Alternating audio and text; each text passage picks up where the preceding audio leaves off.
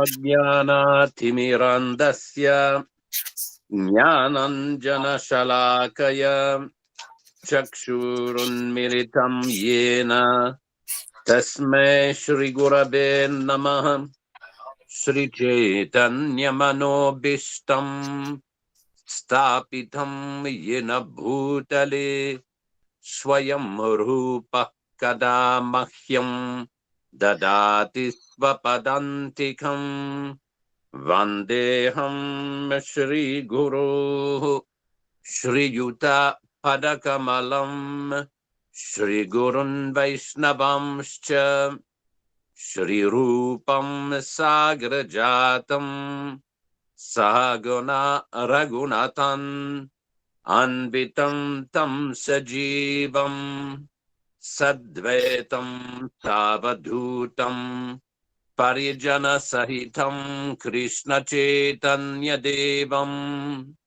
Shri Radha Krishna Padan Sahaguna Lalita Shri Vishakan Vitamscha E Krishna Karuna Sindho Dinabandho Jagatpati Gopesha Gopika Kanta Radha Kanta Namostuti Tapta Kanchana Ghorangi Radhe Vrindavaneshwari Vrishabhanu Suti Devi Pranamami Hari Priye Vanchakalpa Tarubhyascha Kripa Sindhubhya Evacha Patitanam Pavanibhyo Vaishnavibhyo Namo Namah Sri Krishna Chaitanya Prabhu Nityananda Shri Advaita Gadadharam Shri Vasadi Gaur Bhakta Vrindam Hare Krishna Krishna Krishna Hare Hare Hare Rama Rama Rama Hare Hare. So we'll be reading from Bhagavad-gītā As It Is, the 1972 Macmillan edition, non-revised, non-adulterated edition, from chapter number 6, text number 43, all translation, word for word, and purports and commentaries by His Divine Grace A.C. Bhaktivedanta Swami Prabhupāda, Founder-Ācārya of the International Society for Krishna Consciousness, also known as the Krishna Consciousness Movement. Text 43, page 354. Tatratam buddhi samyogam labhate paurvadehikam yatate chatatu bhuyah samsiddho kurunandana. Tatra, thereupon, tam, that, buddhi samyogam, revival of such consciousness, labhate, regains, paurva, previous, dehikam, bodily consciousness, yatati, endeavors, cha, also, tata, thereafter, bhuyaha, again, samsiddho, for perfection, kurunandana, O son of Kuru. Translation by Srila Prabhupada.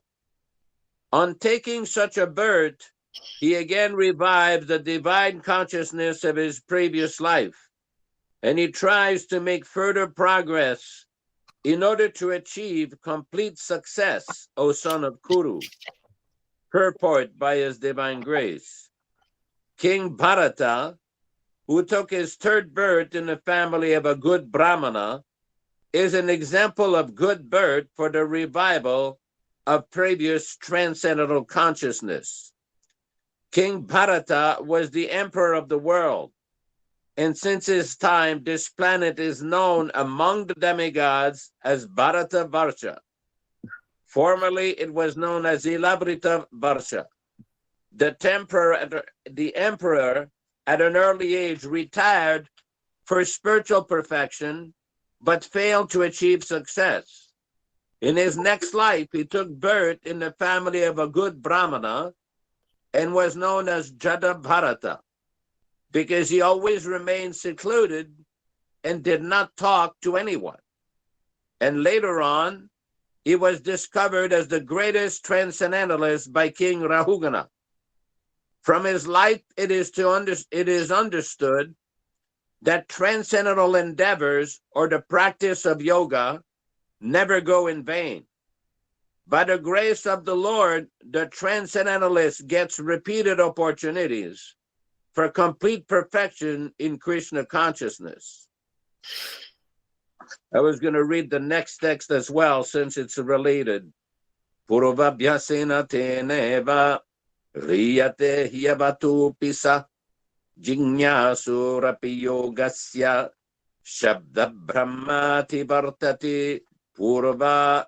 Previous abhyasena, practice, tena, by the influence of that, eva, certainly, riyate, is attracted, he, surely, avashaha, helpless, api, also, sa, he, jignasuhu, willing to know, api, so, yogasya, of yoga, shabda brahma, ritualistic principles of scripture, ativartate, transcends. Translation by Srila Prabhupada. By virtue of the divine consciousness of his previous life, he automatically becomes attracted to the yogic principles, even without seeking them. Such an inquisitive transcendentalist, striving for yoga, stands always above the ritualistic principles of the scriptures. Purport by His Divine Grace. Advanced yogis are not very much attracted to the rituals of the scriptures, but they automatically become attracted to the yoga principles, which can elevate them to complete Krishna consciousness, the highest yoga perfection. In the Srimad Bhagavatam, Canto 3, Chapter 33, Text 8, such disregard of Vedic ritual by the advanced transcendentalist is explained as follows. Aho batashvapachoto gariyam yasjivagre vartate namatubhyam te pustapaste juhuvuhu sushnurarya brahmanuchur nama grinanti yeti. O my Lord, persons who chant the holy names of your Lordship are far advanced in spiritual life, even if born in families of dog-eaters. Such chanters have undoubtedly performed all kinds of austerities and sacrifices, bathed in all sacred places, and finished all scriptural studies. The famous example of this was presented by Lord Chaitanya, who accepted Thakur Haridas as one of his most important disciples. Although Thakur Haridas happened to take his birth in a Muslim family, he was elevated to the post of Namacharya by Lord Chaitanya due to his rigidly attended principle of chanting 300,000 holy names of the Lord daily. Hare Krishna, Krishna Krishna, Hare Hare, Hare Rama, Rama Rama, Hare Hare. And because he chanted the holy name of the Lord constantly, it is understood that in his previous life, he must have passed through all the ritualistic methods of the Vedas, known as Shabda Brahman. Unless, therefore, one is purified, one cannot take to the principle of Krishna consciousness, nor become engaged in chanting the holy name of the Lord, Hare Krishna. Om Ajnana Timirandasya Jnananjana Shalakaya Chakshurun Militam Yena Tasme Shri Gurave Namaha Bhakti Siddhanta Shishyaya Bhaktivedanta namine prasannaya prasantaya tasme Shri Gurave Namaha Bhagavad-vandanam Khadyam Guru Vandana Purvakam Kshiram Sharkara Yuktam Kadatihi Visheshata Namaum Vishnu Padaya Krishna Prestaya Bhutale Srimate Bhaktivedanta Swami Niti Namine Namaste Saraswati Devi Gauravani Pracharine Nirvishesha Shunyavadi Paschatya Deshatarine.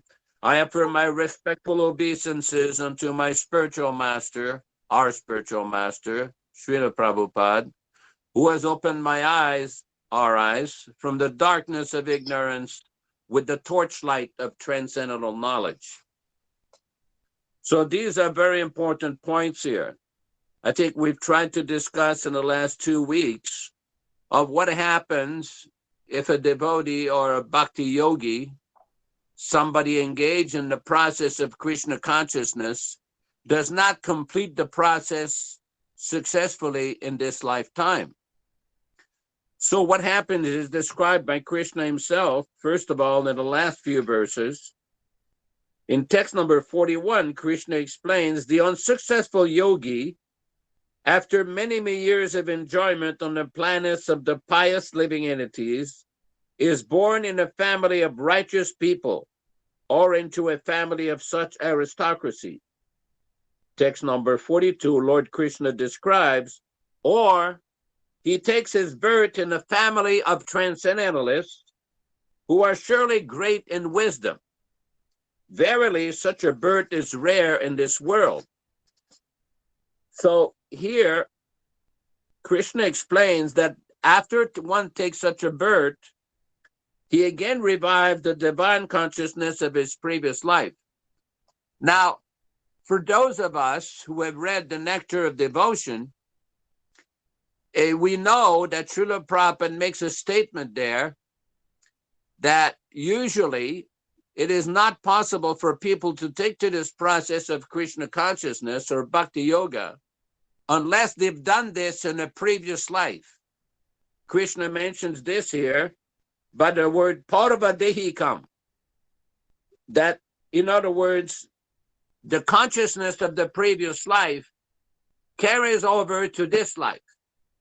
That is why we see sometimes very young children or very young devotees who exhibit symptoms of very advanced devotees. I was explaining a little while ago how I saw a video on YouTube of a young boy who must have been maybe 5 or 6. He was playing the mridanga very nicely, chanting very nicely. It was stunning to see this level of dedication and sincerity at such a young age. Then there was a little girl, she must have been 2 or 3 years old. She's taking a flower and she's offering it to the Murti of Srila Prabhupada and smiling. Well, how did she get that attraction for that? That means in the past life, in the previous life, Parvadehikam, she had been doing this some way or other. So like that, we see also in the 2nd chapter of Bhagavad-gītā, we discussed that in a previous class, how Lord Krishna described that there is no loss of diminution in this process. There's no loss. Any advancement, it stays there eternally. It would be like if you have a bank account and no matter how much money you take out, the balance is still intact. This is the benefit of taking shelter of a pure devotee like Srila Prabhupada and practicing Krishna consciousness. Prabhupada many times would express, when he was in India, speaking to people that were born in Bharatvarsha or India, Bharat Bhumiti Oy Manushya Janmahar, Janma Sarta Kari Parakupakar. Paraupakar means beneficial work for living entities. Well, what is that? Prabhupada defines that as the practice of Krishna consciousness and the distribution or preaching of Krishna consciousness. In other words, the benefit of preaching Krishna consciousness is very great, but especially for those people who have been born in India or Indian families, they have a natural affinity, a natural inclination towards this process. One time we were in Nellore in 1976. Nellore is a little bit north of Chennai or Madras. It is actually in Andhra Pradesh. And we were invited there by a very wealthy lady. She wanted to give some property to Srila Prabhupada. So one morning we took a walk on the outskirts of the city, and Srila Prabhupada, along with his disciples, were chanting Hare Krishna. This was a rural area. And we came upon a little hut. It was a bamboo hut covered with some kind of grass or leaves. And one Indian gentleman came out with his wife and his two children, and he offered pranams to Srila Prabhupada. And he invited Prabhupada inside his hut. So Prabhupada looked inside the hut, and he smiled and he blessed that person. This is the Ashirvad mudra, like that, to give mudra, to give blessings. So then Prabhupada said, this person is very advanced. And devotees were looking at that hut and thinking that this is very advanced living in the mode of goodness, sattva gun. Says, which one of you could live like that? The place was very clean, cleaned up with cow dung. It was very nice. He had a little statue of Krishna. Everything was super clean, little kitchen, little place for the children to sleep. And Prabhupada explained that this is very advanced living, very austere, very simple, very conducive to spiritual advancement. Very conducive. So we have to take note that if one is born in a situation where he has all kinds of facilities for nice, comfortable living like people have in Western countries, that is very nice. That is also due to one's past good karma. But one should utilize that for making further spiritual advancement. It is very rare to come in contact with a pure devotee, with an empowered devotee like Srila Prabhupada. In 1970, in August, Srila Prabhupada was in Los Angeles, and he decided to go back to India for preaching. So one devotee named Mohanananda, he told a story that Keshava and Korandar had told him. Prabhupada had told Keshava and his brother Korandar that the meeting a pure devotee or getting the association of a pure devotee is very rare in this world. It is just like if you fall into the ocean and some way or other, by some inconceivable good fortune, you get a log that comes along and you're able to grab the log and save yourself. So in the material world, it is very difficult. There are all kinds of disturbances, all kinds of difficulties. We have often discussed there are four major problems: Janma, Mrityu, Jara, Vyadhi, birth, death, old age, and disease. There are three constant miseries: Adhyatmika klesha, Adibhautika klesha, Adidaivika klesha. Miseries due to one's own body, miseries due to other living entities, and miseries inflicted by the demigods, like too much water. Like here in California, there's a big drought, severe restriction by the demigods.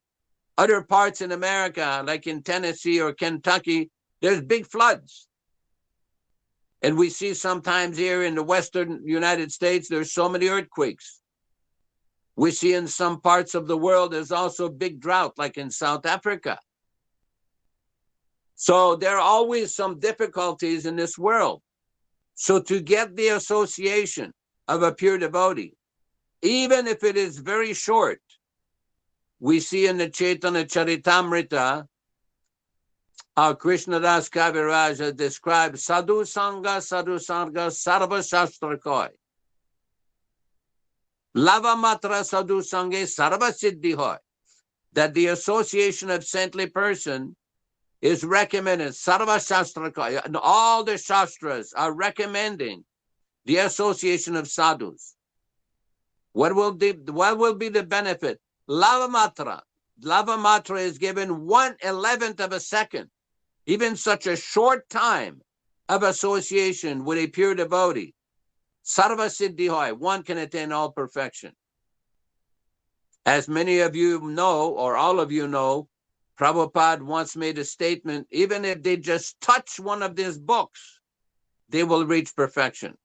Even if they just keep the book in the house, they will get immense benefit.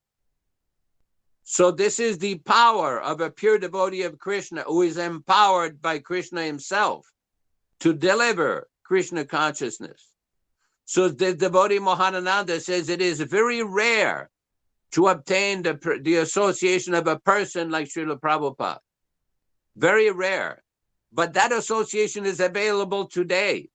People say, well, how is that? Prabhupada is not here physically, but he is there in his books. He is here in his murti. He's here in his picture. He is there in his Vani incarnation. Simply, we have to develop the taste for hearing the message of the pure devotee. That is very important. So that benefit of practicing Krishna consciousness, we see in so many of Prabhupada's purports, where everything is explained very clearly. For example, in the text number 43 on page 355, Prabhupada explains, from his life, it is understood that transcendental endeavors or the practice of yoga never go in vain. By the grace of the Lord, the transcendentalist gets repeated opportunities for complete perfection in Krishna consciousness. So this is a very important point. Very important point, because sometimes we have seen while traveling in India, especially in South India, some caste Brahmins and Mayavadis and Smartas would say, oh, you cannot be a Brahmin in this life. You have to take another birth to clean the contamination of being born in a Mlecha family. But here we see that Srila Prabhupada has quoted a verse from Srimad Bhagavatam, from the 3rd canto, Aho patasva pachoto garyan, yes jivagre vartati nama tubhyam, tipustapasti juhubuhu shashnurarya, brahmanuchur nama grinanti yete. That if one is engaged in chanting the holy name of Krishna regularly with faith, without offenses, that means he has surpassed all these activities in the past. All kinds of austerities, sacrifice, baited in all sacred places. One time we met with a very prominent Mayavadi Pandit scholar in India, in South India, and he raised the objection that why you are wearing this janu. Janu refers to this Brahmin thread, the Brahmin thread.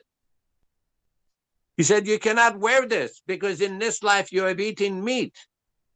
So therefore you have to take another birth. And Achyutananda Swami said, no. By the chanting of Hare Krishna, this is recommended in the Upanishad, in the Kali Santarana Upanishad.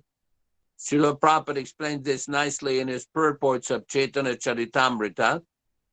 By the chanting of the Mahamantra, all of one's activities from past life is purified. So which is more powerful, the chanting of Hare Krishna, the name of Vishnu, the name of Krishna, or the eating of meat? So the Swami admitted that he was wrong. There's a place in the Chaitanya Charitamrita where Srila Prabhupada quotes a verse from the Vishnu Purana, Namno hi yavati shaktihi papa nirharane harehe tavat chartum na shaknoti patakam patakinaraha. That even if a person commits sinful activities for millions of lifetimes, you cannot commit enough sinful activities that one name of Krishna can purify. So this is the power of a pure devotee like Srila Prabhupada, to be able to give that power of the holy name in disciplic succession to purify. Now our duty is to remain purified. Prabhupada's mercy is to give the holy name, to give the process of bhakti. And our business is to follow his instruction and to become purified. Sometimes I hear some foolish people who lack proper understanding, they accuse Prabhupada, oh, Prabhupada knew that children were molested, Prabhupada knew this, Prabhupada knew that, or he knew that some leaders were not very good. Prabhupada is a Paramamsa. He gave equal opportunity to everybody to serve Krishna. He did not discriminate between this devotee, this impertinent devotee, that neophyte devotee. No. He gave everybody a chance to serve Krishna. He didn't play favorites. So it is up to the devotee to follow the instruction. Just like one time, Guru Kripa and myself, we were in Honolulu, and Srila Prabhupada was coming from Asia. So we received him at the airport, and Prabhupada had heard report that one devotee had stolen money from the temple. He had stolen money from the temple, and he was engaged in very questionable activities, not very good activities. So when Prabhupada got to the airport, he said that Chaitanya Mahaprabhu can be as strong as a thunderbolt or as soft as a rose, that you cannot cheat Chaitanya Mahaprabhu. You cannot deceive Lord Chaitanya. And when we came back in the car, Prabhupada told us, why do you think I've been successful? So at one point I said, oh, because you're a pure devotee, Guru Kripa, because you're a Mahabhagavat. Prabhupada said, no. Prabhupada, because I did not engage in illicit sex and nonsense like all these bogus yogis. All these nonsense people, they engage in some nonsense activities. Says, I've been successful because I followed the instructions of my Guru Maharaj without deviation. So this is a very important point. And Prabhupada said, I tell my disciples that if you chant 16 rounds, avoid offenses, and follow my instructions, you will go back to Godhead. When Prabhupada raised his hand and says, what can I do? They neglect my instruction many times. So if the devotees neglect the instruction, it is not Srila Prabhupada's fault. It is the fault of the devotees who have broken their vow to Prabhupada, who have disobeyed his instructions. And those people who tried to accuse Srila Prabhupada or find fault with Srila Prabhupada, that he gave instruction, he knew this, he knew that. No, Prabhupada gave the instruction. It's up to the disciple to follow. This is a very important point. Otherwise, if one tries to find fault with a pure devotee, his future is very dark.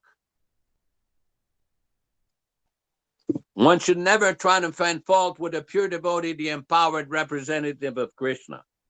Very important point. The example is given by Srila Prabhupada of Haridas Thakur. As everybody knows, Haridas Thakur was born in a Mlecha family, Yavan family. Yavan is referred to as the Muslims. But he became one of the greatest devotees, one of the greatest acharyas in our disciplic succession. He was chanting Hare Krishna literally almost 22 hours a day. So this is a very important point, that anybody from any background, anywhere, can be redeemed, can be purified by following the pure devotee, following the instructions of the pure devotee. There's no preference of birth, caste, whether born is in a rich family or poor family. Of course, if one is born in a fortunate situation, one should take advantage to make further advancement. That's what Krishna is telling here. Very important point. Very important point. All right, we're going to make it a little short here, trying to open the discussion for comments, remarks, and questions. Hare Krishna. Vishwakarma, Yes, Prabhu, go ahead. Vishwakarma. Thank you. Thank you very much for that wonderful lecture. Prabhu. Very inspiring. And I have some practical experience here in Hamilton that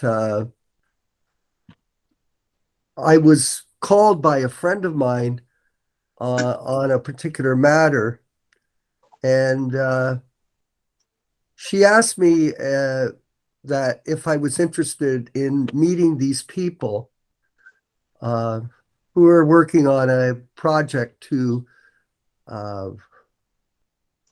help Mother Earth, let's say.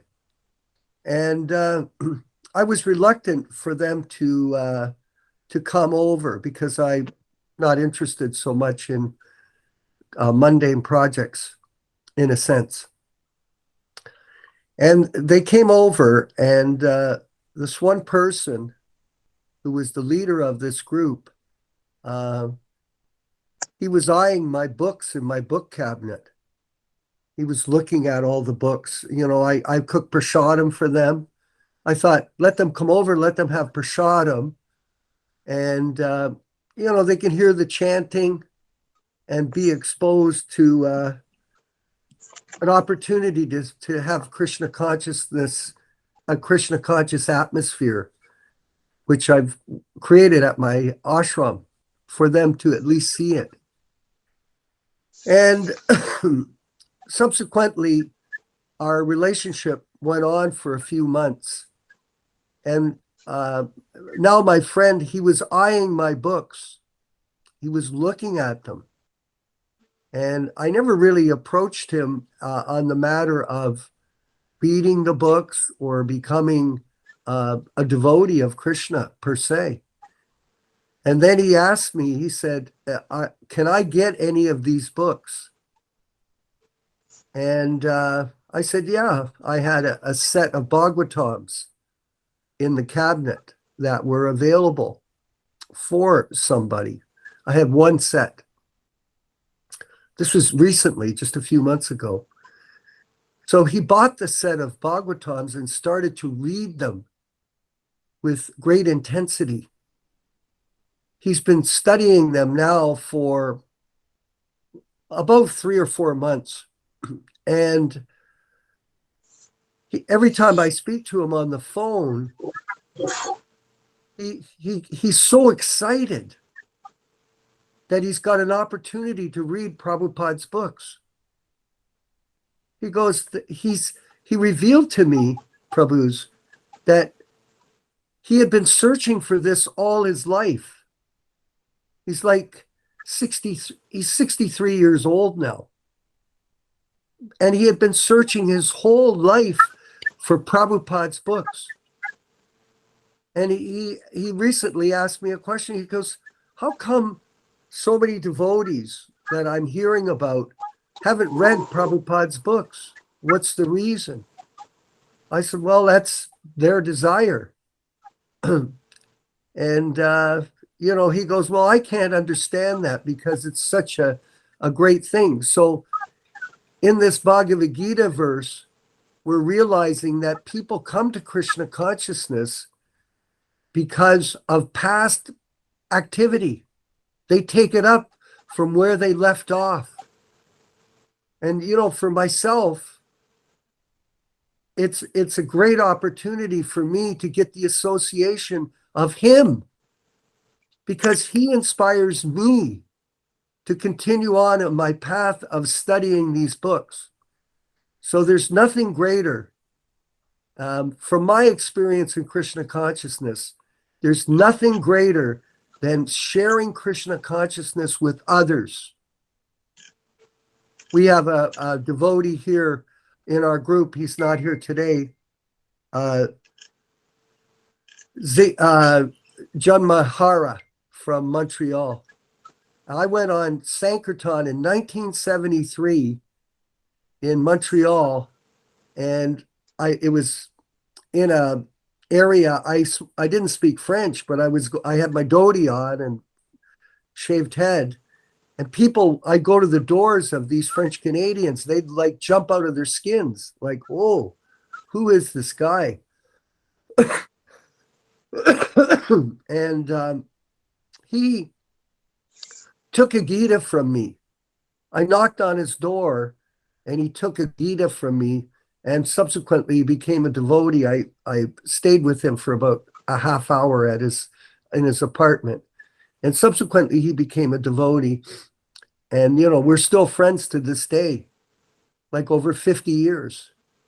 So there's nothing greater than sharing Krishna consciousness with other people. That there are many souls looking for Krishna.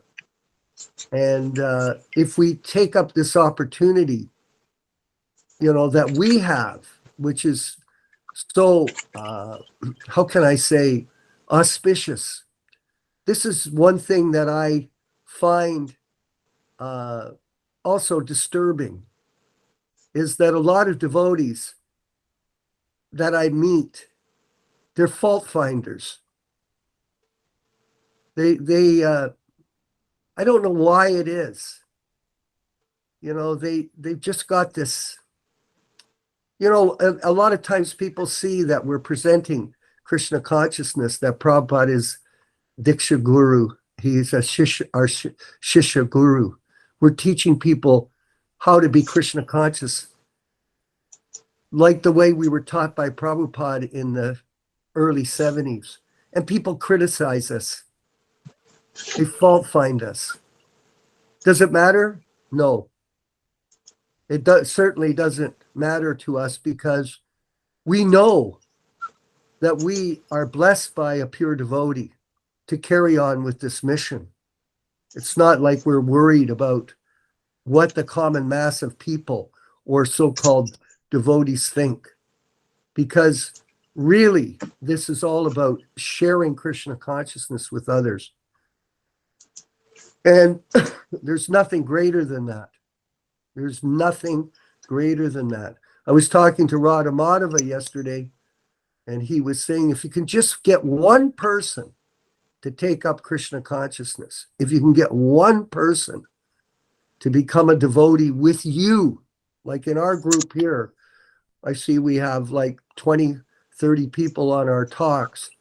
If each of us was able to cultivate one person to become a devotee, that would be a great victory for all of us, because it's very difficult to meet people that will take up this process of Krishna consciousness seriously.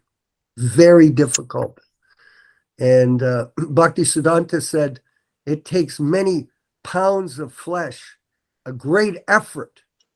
It takes a great deal of austerity to bring people to this platform of devotional service. I wanted to mention about Madhukanta, who how did we meet Madhukanta? How many months ago was it?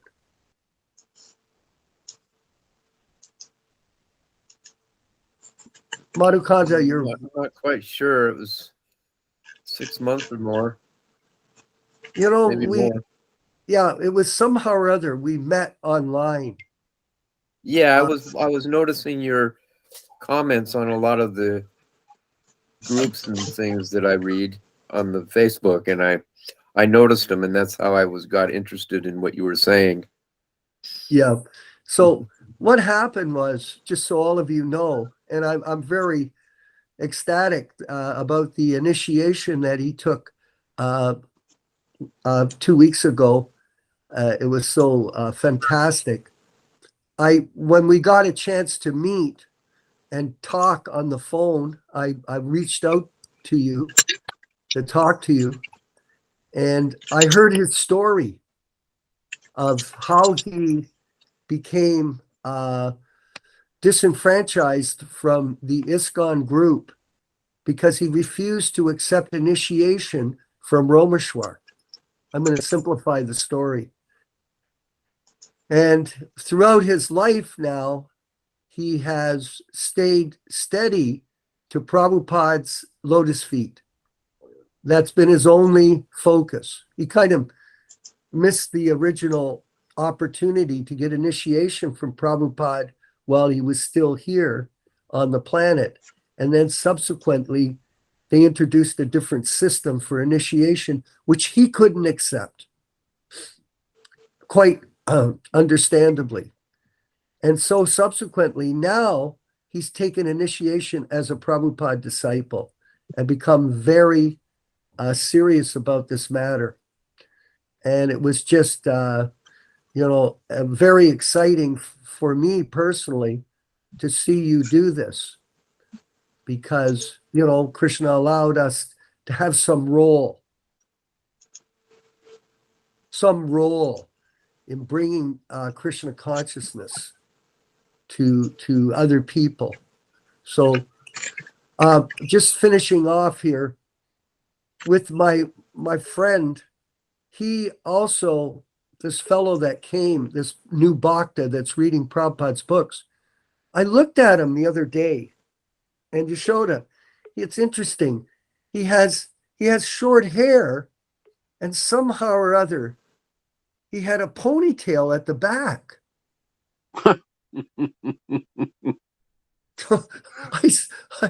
I says to him, I go, Prabhu, I told him this last night, actually. I was talking to him. I love conversing with him on a daily basis because he's good association for me. And I said to him, you've got this Sika already. He goes, what's that called? I go, Sika. You've got a Sika already on the back of your head. I said, you've been a devotee in your past life. Otherwise, why would you do this? Why would you have this Sika? Why do you love Prabhupada's books? Why do you read them? You know how many hours a day he reads? He reads 6 to 7 hours a day. He lives in a secluded, he lives in a secluded place near Toronto in one of his properties. He has multiple properties. And he spends most of his time reading Prabhupada's books. When he goes to meetings at the lawyer's offices, when he has to wait for the meeting, he reads the books. He goes, I can go anywhere and read the books. So this is, something I wanted to share with all of us, on this auspicious day of Yaśodā-nanda's speech. Hare Krishna. Yaśodā. I believe that Abhiram Thakur Prabhu had a question. Raised his hand. Yes, Prabhu. Abhiram Thakur? In PEI. Hello? Your mic's off, brother. Oh, sorry. Can you hear me now? Oh, yeah. Yes. So, Hare Krishna, my obeisances. I have a question. We have this bright example of King Bharata given us by Srila Prabhupada, who was, I believe, much more exalted person than all of us, because he took a birth as a king and then he was fallen because of the deer. But even in the life of deer, he was remembering Krishna, right? And then next life, he decided to go completely like in a secluded place. So he was playing role of like insane person, as we know, just to be, just try to avoid like all kind of association with the public and with the people, right? And here we know that Prabhupada wants us to go and preach, and Lord Chaitanya Mahaprabhu was requested to go and preach glories of Krishna. So how to deal with this situation? Like, I mean, I heard all this history of Vishwakarma Prabhu, how he's successfully preaching. That's all right, but I'm sitting like in my house and I'm very successful of reading books, and I don't want to go out because all trouble starts there when you go with the public interaction with people and all this stuff. So, but I feel in the same time I'm not executing Prabhupada's order. So, what can I do? What can we do with this situation? I believe I'm not one of with this question, right? Can you describe a little bit, somebody? Yeah, I can give an answer. Prabhu, you can only do what you can do. that's basically it. I mean, you're where are you? Are you in a farm somewhere? Yes, we are in a remote place with Goranita and Laugopal, so it's an island in the Atlantic Ocean, just very, very, very small place. I mean, only do what you do.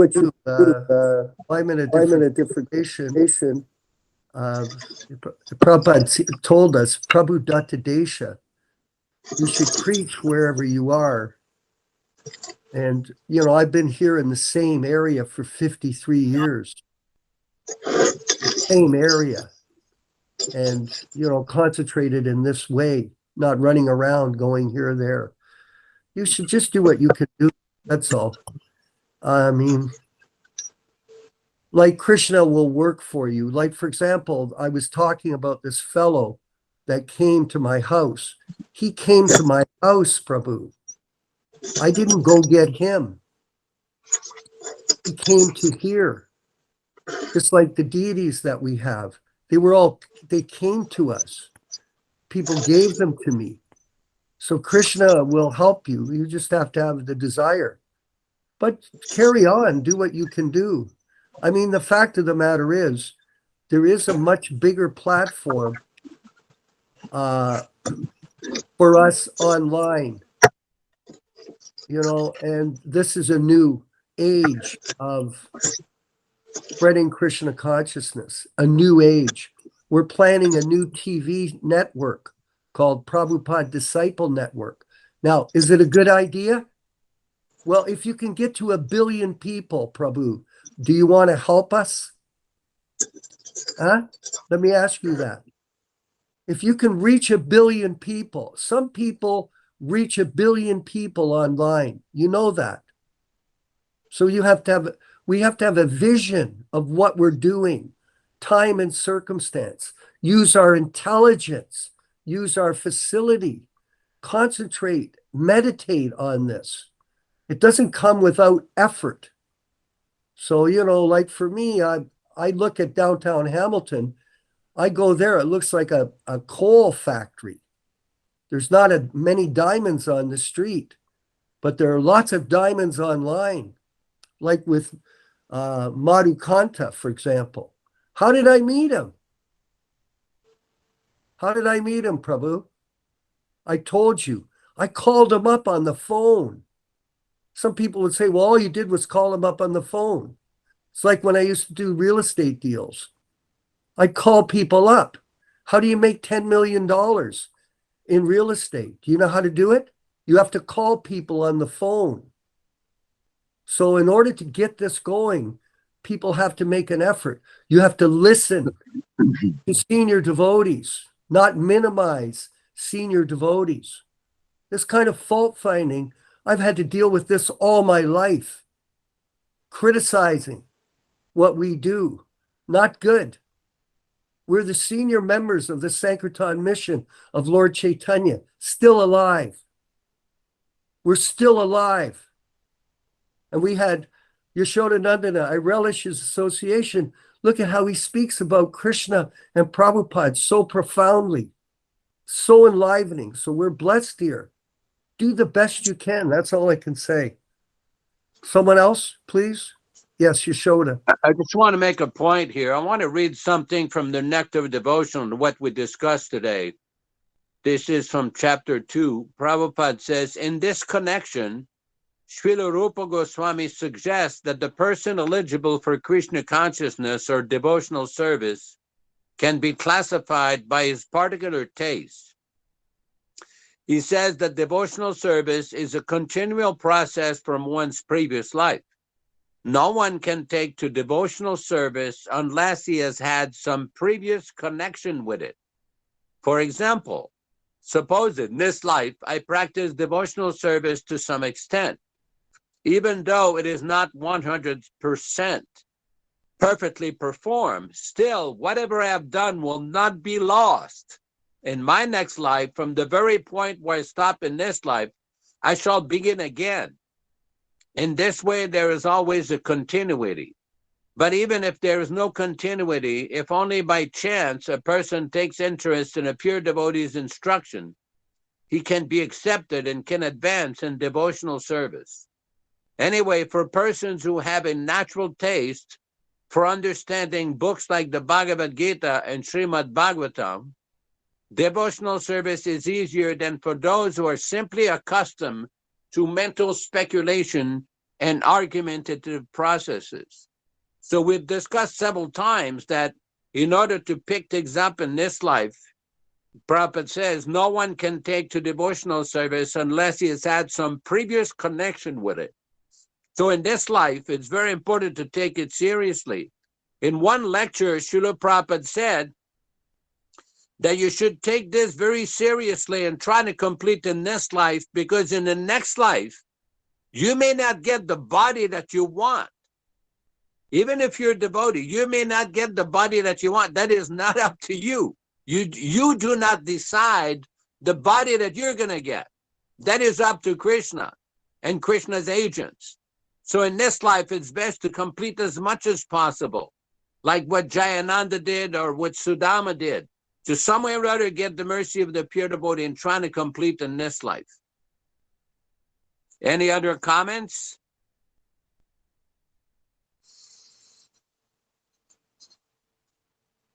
Any other questions?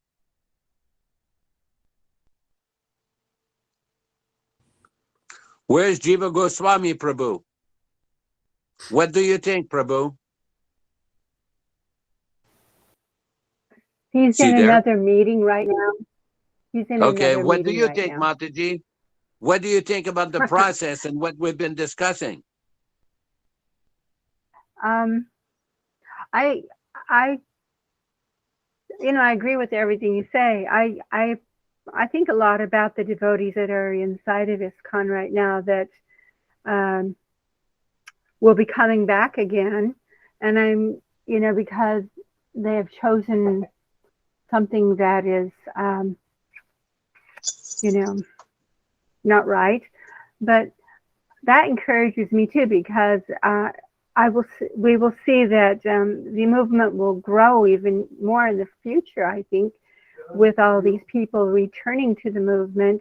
And maybe then things will be cleared up and they will get a chance to choose Srila Prabhupada. So that's my thoughts on it.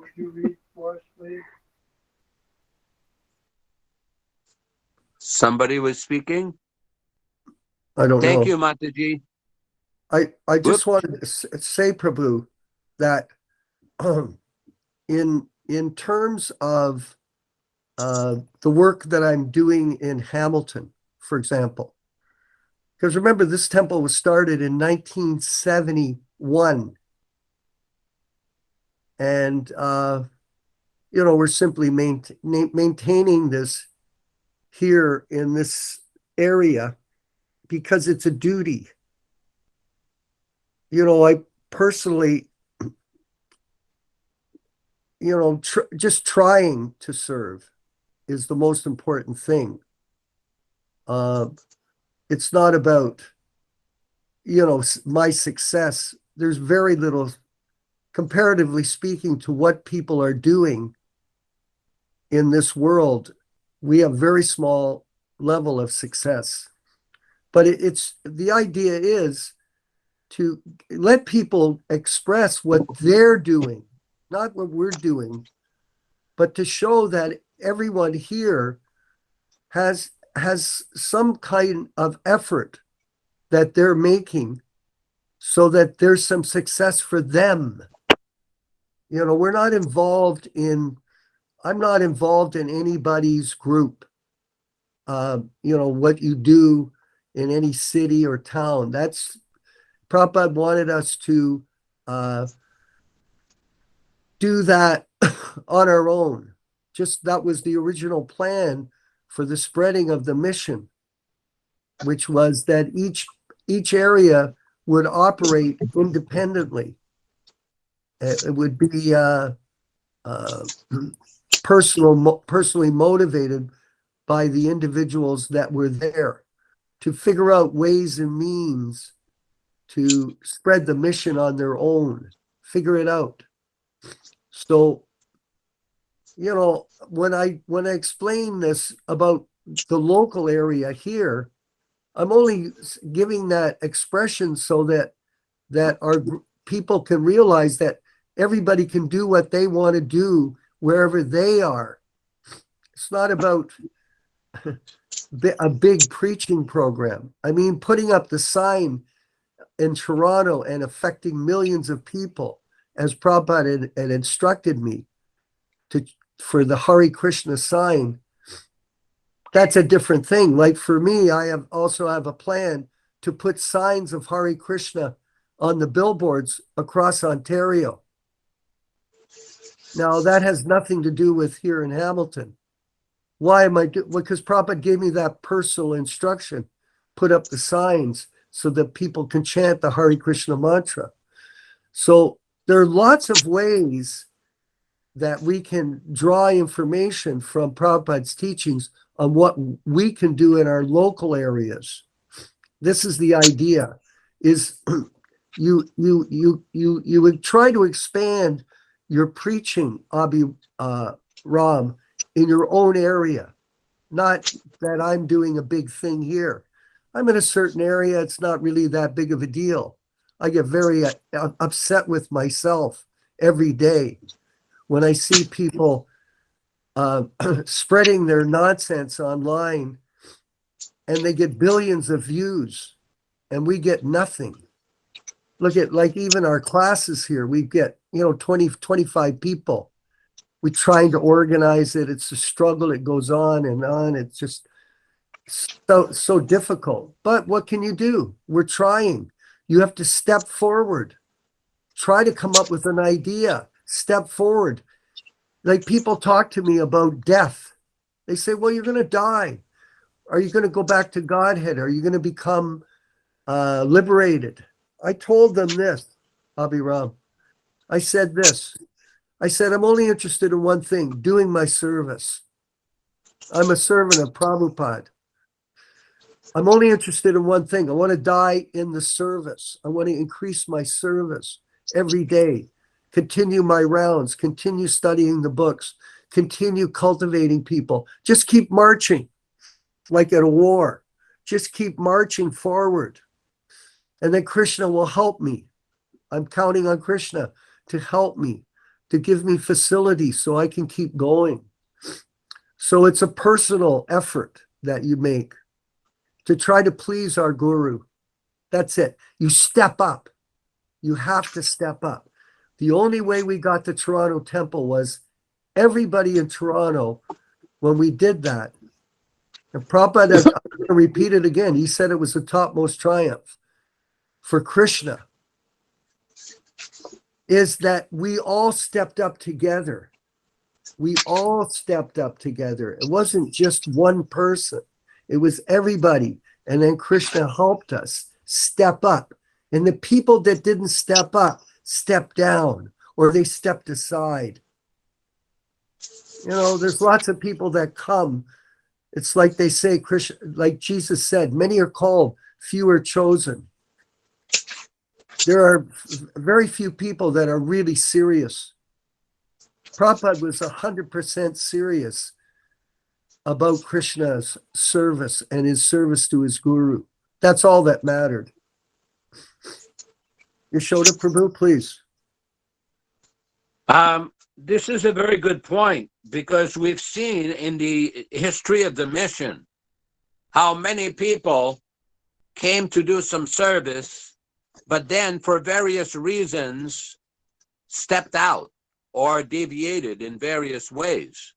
Now, we're not trying to find fault with anybody with regards to what they have done or whatever service they have done, but we have to learn a lesson from this. And the lesson is that devotional service, if it is done properly, it is a very blissful process. It is a very pleasing transcendental process. But one has to basically perform the process according to the instruction of the pure devotee. And that's why Prabhupada wrote these books. Prabhupada just didn't come off the boat to start a business or a corporation. It's like, this is a very important point, because there is a Krishna consciousness movement was going on before Prabhupada with Bhaktivedanta Thakur, Bhaktisiddhanta, Jagannath Das Babaji, Baladevi Debhoshana. ISKCON was a corporation that was created to promote the original teachings of the Krishna consciousness movement. This is an eternal movement.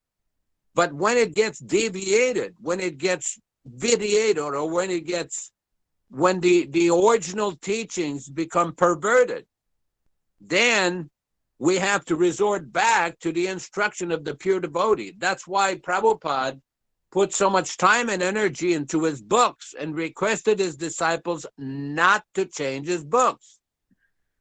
Just like last Wednesday, we had the Chaitanya Charitam reading, and I was explaining a story how in 1970, I met with one of Srila Prabhupada's personal servants when the GBC was being formed. And I asked him, well, what is this GBC for? Because we know what a temple president is supposed to do, or a Sankirtan leader.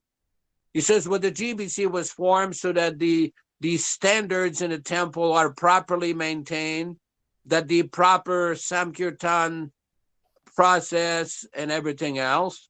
He says, but even more importantly, that in the future, the GBC was formed so that Prabhupada's teachings will be spread exactly as desired by His Divine Grace.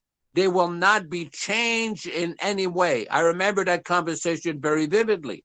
And this is very important now, because anybody who knows a little bit of the history of our movement, since His Divine Grace departed in 1970, knows there has been a lot of upheavals, a lot of chaos at different times. I keep referring to this, certain devotees have sent me some videos from India and Russia. And these videos on YouTube are different devotees dancing and singing, and they have a mantra, which I've never heard before, some kind of a new mantra. I don't know if it's a Radhakund Babaji mantra or some kind of concocted mantra from Bengal, but it is not a mantra that our Srila Prabhupada is given.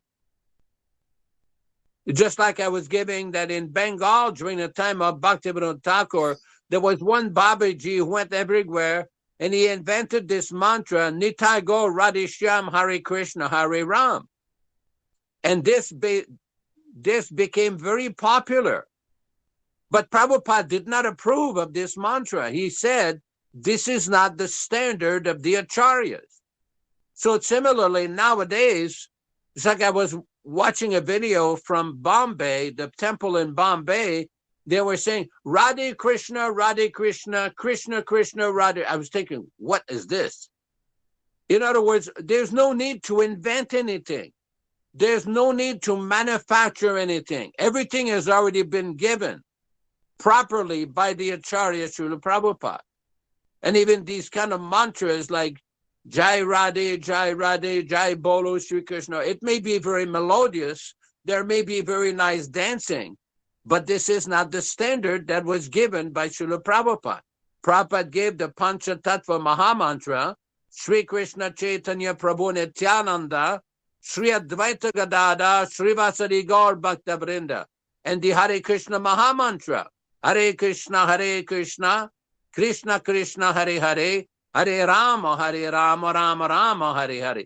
But it's very important to follow the instruction of the Acharya. Otherwise, after some time, this will be lost. The nonsense is already going on. The example is there what not to do, how not to behave, how not to conduct and concoct. And the example is also there what to do, what to follow, what to study, and how to properly follow His Divine Grace. It's up to us to take the proper direction. I believe that Anda Bhashya Mataji raised her hand. Go ahead, Mataji, if you're still there. Hare Krishna. Thank you, Prabhu. Is she there? Oh, Hare Krishna. Hare Krishna. I've been noticing online, I spend a lot of time preaching on Facebook, that there is a big trend right now for devotees to associate themselves as being Hindu. And it really upsets me because Prabhupada was so strong about that we are not Hindu. And can anybody tell me why they're doing this? It's very distressing. Yes, Anybody would like to comment? yes, I can. As you know, this current movement has become a business. It's called the guru business, for profit, adoration, and distinction. So material profit is part of the campaign for the current people in the ISKCON society. And the best source of money comes from the Hindus. So they're promoting this. You know, in Toronto, we had the largest group of East Indians outside of India when Prabhupada came. And these people are sentimentally connected to Krishna consciousness. And they're connected to the process of giving dakshin, donation. And they're able to achieve large sums of money, Mataji, through donations. That's why. It's a business, the guru business. And most people are only interested in becoming successful because they feel that the more money they have, the more followers they have, the more adoration they have, the more successful they've become. So it's a Hindu business. And that's why it's becoming like that. They're promoting it like that. And this is a very, easy way to understand it. Like, for example, if you think about it, if you say you're worth a couple of $1 million, and then when you're going to die, you have to think, well, what am I going to do with my $2 million I've got? Well, I think I'll give it to my guru. Oh, really? Huh? Imagine if you have like 50,000 disciples. How much money do you think that person is collecting with 50,000 disciples? How much do you think? If every disciple gave $100 times 50,000, how much is that? That's $5 million. It's a very profitable business. And a lot of people are getting into it. They want to be guru. And they want to make money. Like I said earlier in a talk, is anybody here asking anybody else for a donation? Abhiram, have you ever heard me ask you for a donation? Never. We're not asking for, Yaśodā doesn't ask for donations. We're not asking people. I have, say, 25 bhaktas I'm cultivating right now. 25. Now, am I interested in making them my disciple? I don't think so. Why? Because this is not our business. Our business is to show people that Prabhupada is the pure devotee, and he is the person that everyone here should take shelter of and follow his rules.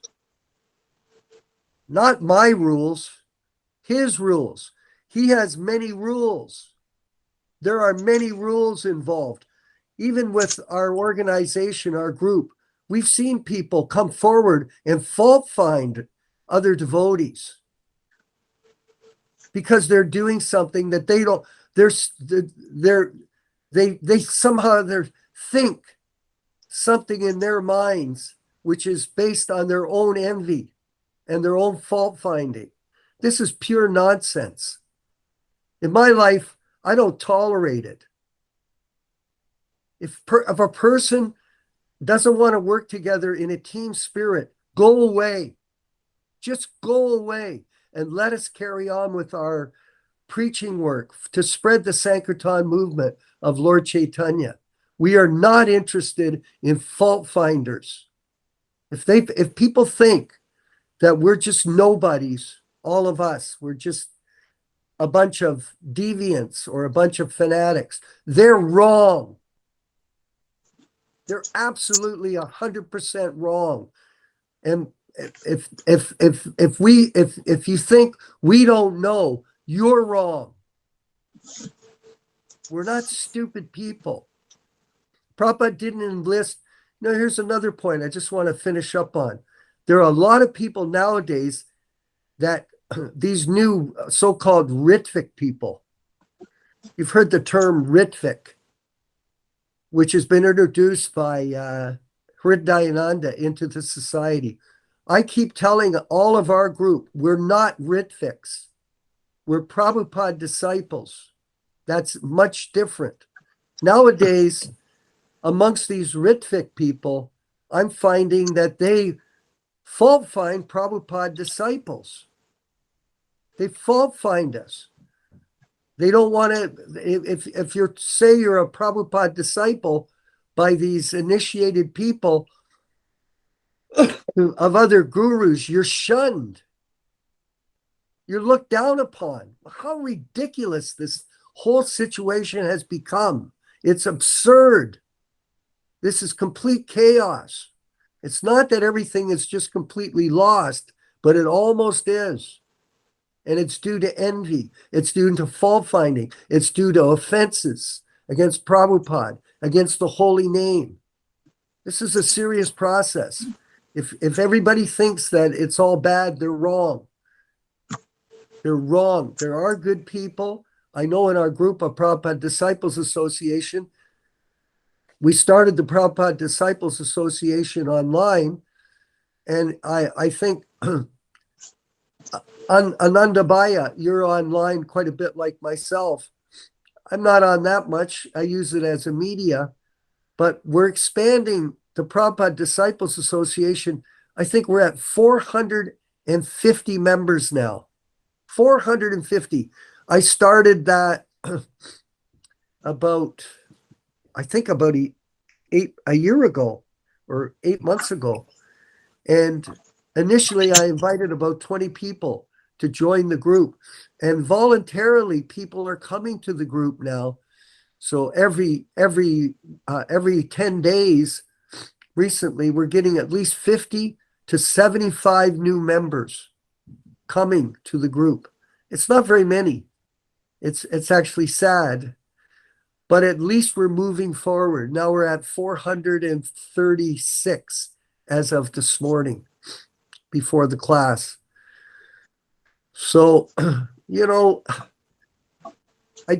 stressing these points because I know that there's been problems even with our group, and this is not a good thing. Prabhupada would be very unhappy with this type of behavior in terms of everyone working together. Yes, Yaśodā, Prabhu, please. I just want to address one point about this word Hindu. Prabhupada has made a couple of statements. Srila Prabhupada in 1977 in January said, as yesterday we were talking of Varnashram Dharma, 4 Varnas and 4 Ashrama, Brahmana, Kshatriya, Vaishya, Shudra. So the Vedic culture means to execute the Varnashram Dharma. Now we are known as Hindus. The Hindu word is not to be found. A little disturbance will mar the situation. So Vedic culture, this Varnashram Dharma. The Mohammedans from the other side of the river Sindhu, they have called us Hindu. Actually, this word Hindu you will not find in any Vedic scriptures. Then another conversation Prabhupada described, regarding your questions, Hindu means the culture of the Indians. India happens to be situated on the other side of the Indus River, which is now in Pakistan, which is spelled Hindus, I-N-D-U-S. In Sanskrit, it is called Sindhu. The Sindhu was misspelled by the Europeans as Hindus, and from Hindus, the word Indian has come. Similarly, the Arabians used to pronounce Sindhus as Hindus. This Hindus is spoken as Hindus. It is neither a Sanskrit word, nor is it found in the Vedic literatures. But the culture of the Indians or the Hindus is Vedic, and beginning with the 4 Varnas and 4 Ashramas. So these 4 Varnas and 4 Ashramas are meant for really civilized human race. Therefore, the conclusion is actually when a human being is civilized in a true sense of the term, he follows the system of Varna and Ashram, and then he can be called a Hindu. Our Krishna Consciousness movement is preaching these 4 Varnas and 4 Ashramas, so naturally it has got some relationship with the Hindus. So Hindus can be understood from the cultural point of view, not religious point of view. There's another interesting letter Prabhupada wrote. Just one second here.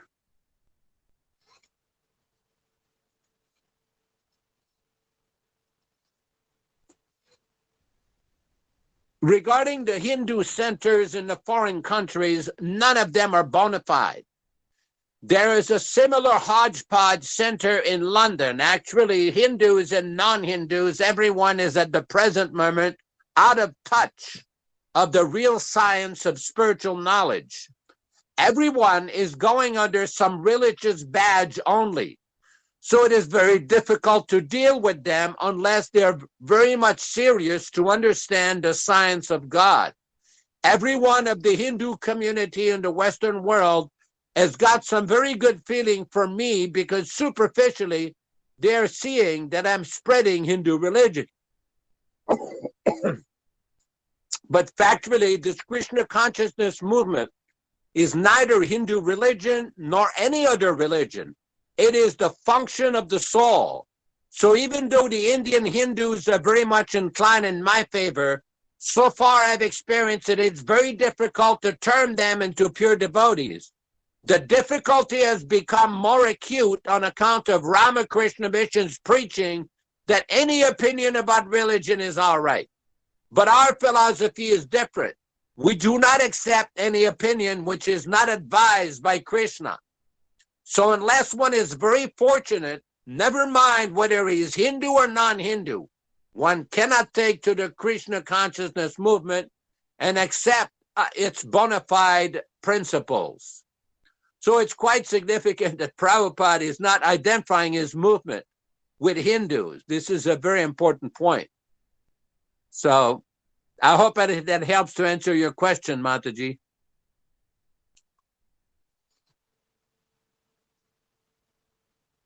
Any other question from anyone? Vijaya Pandita, you had a Hare question? Krishna.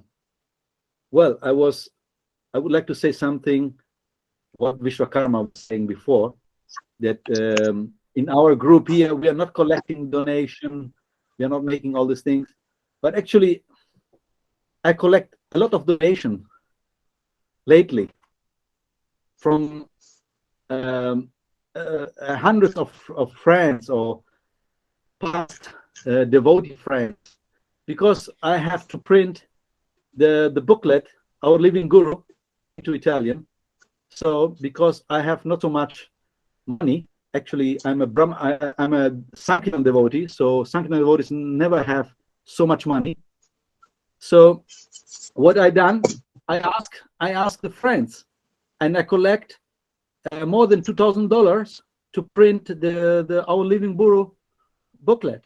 So in one sense, we are not asking money for Sanskrification, but we accept money for the spread the Hare Krishna movement in all the world, in all languages. So I've done something wrong with Vishwakarma Prabhu if I collect some money. No, absolutely. This is perfect. Yeah, no, this is perfect. You know, like Thank you. Lakshmi, Prabhupada would say that money is the honey. Now, it's not that we're against people giving. Like, for example, we want to print the Bhagavad-gītā here in Canada, the original Bhagavad-gītā.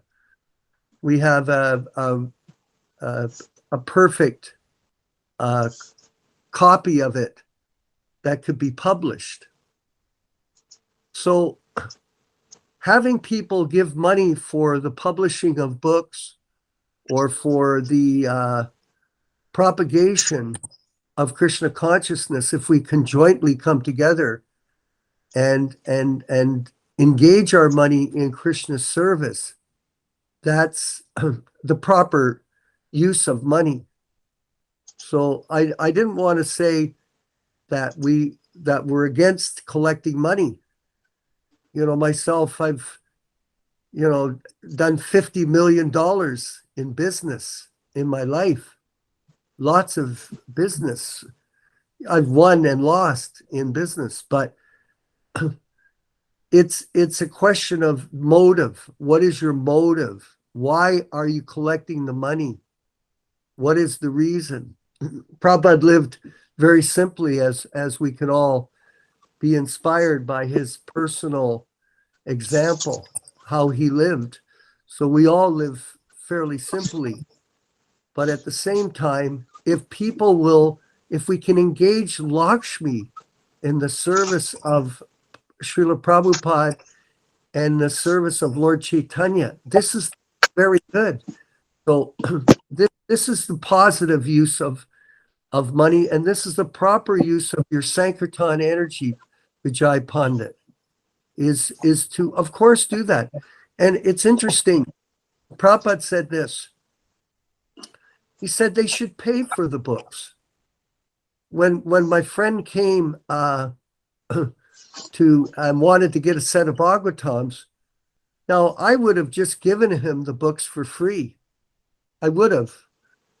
And many times I've given many hundreds of books away. And you know what he said to me? He said to me, no, I want to pay for the books. I want to pay. I want to give money for these books. And so, of course, I accepted the money and I put it in a BBT account that we have for future book acquisitions. Like this week, for example, I just bought a set of new Bhagavatams. I just ordered them online. And the money is going to come from the BBT account. So I'm going to have a new original set of 30 volumes of the Bhagavatams. So the point that I'm making is that he really understood that people should pay for the books so that they'll take them seriously, that that they'll read them, not that they'll just take them and throw them in the garbage. I think about a month ago, a former member of our group, he said he was telling us a story where people just throw these books in the garbage. You know, we picked them up out of the garbage. People had spit on them, and then we redistribute them. This isn't the way we want to distribute books. We want to cultivate people. We want to use our intelligence and get them to buy these books, inspire them to want to read them, inspire them to want to share them with others. Like, for example, my friend, the new Bhakta I'm working with, he's constantly bothering me to get more Gitas. I'm out of Gitas, by the way. I've got 2 Gitas left. I have one lady that wants to come and have prasadam and buy a Gita from me from online work. And then he has 4 or 5 people he wants to give Gitas to. So we're going to have to get more Gitas from Maduha. So there's a great need for these books. And, you know, all of us should know that getting money doesn't mean that you're taking money for your own personal sense gratification. You're taking it for spreading the Krishna consciousness movement to other people intelligently. Yaśodā, Prabhu, please.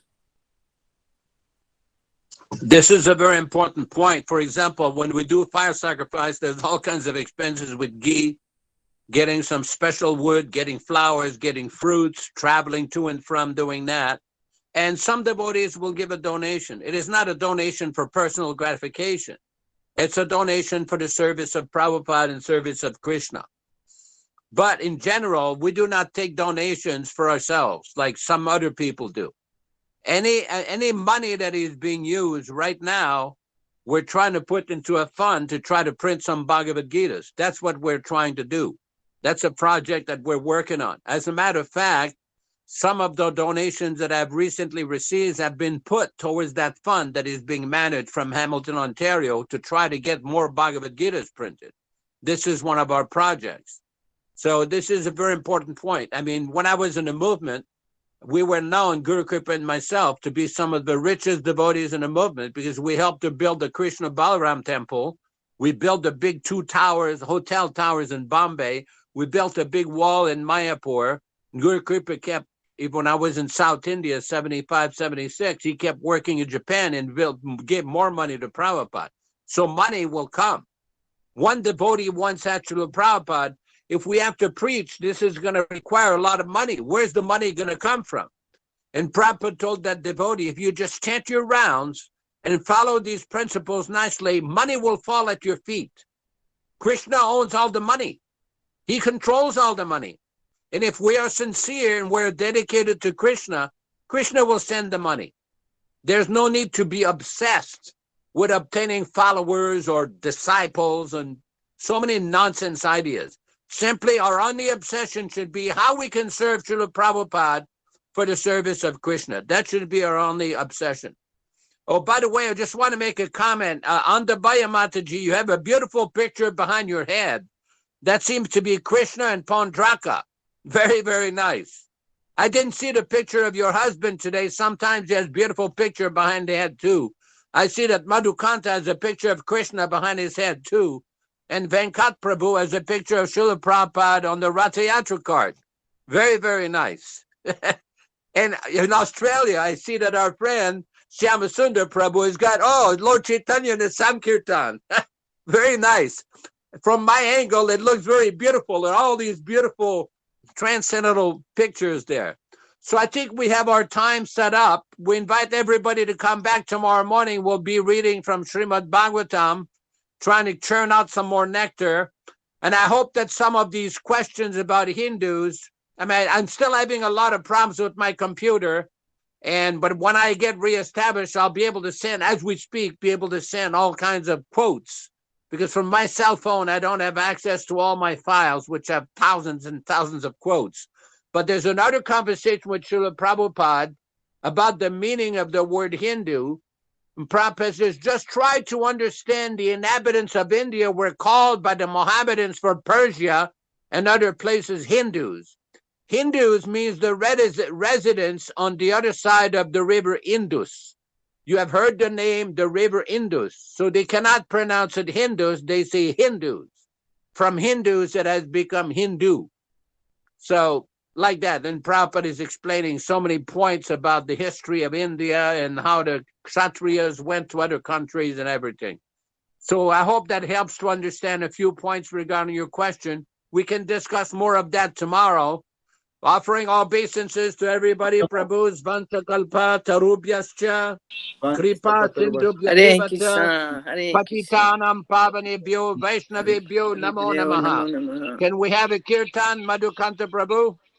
Hare Krishna. Hare Krishna, Hare Krishna, Hare Bol.